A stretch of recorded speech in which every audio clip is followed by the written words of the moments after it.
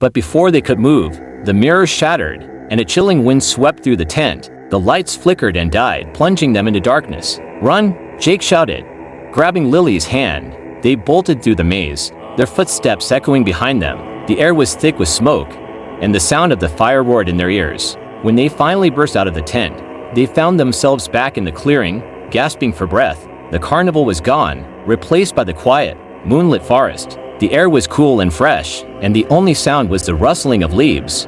What just happened?" Tom panted, his face pale. "I don't know," Jake replied, his voice shaking. "But we need to get out of here." They hurried back through the forest, not stopping until they reached the safety of the bonfire. The flames had died down, and their friends were huddled together, looking relieved to see them. "Did you see it?" one of them asked. Jake nodded, his expression grim. "We saw it, and we're never going back." Over the following days, the group struggled to make sense of their experience. They had all heard the stories of the Midnight Carnival, but witnessing it firsthand was something entirely different. The memories of that night lingered like a shadow, haunting their thoughts and dreams. Lily couldn't shake the feeling that they had glimpsed something truly supernatural. The reflections in the Hall of Mirrors, the ghostly images of the past, and the sudden disappearance of the carnival all pointed to a reality beyond their understanding. Determined to uncover the truth, she began researching the history of the carnival and the fire that had destroyed it. She spent hours in the local library, poring over old newspapers and records.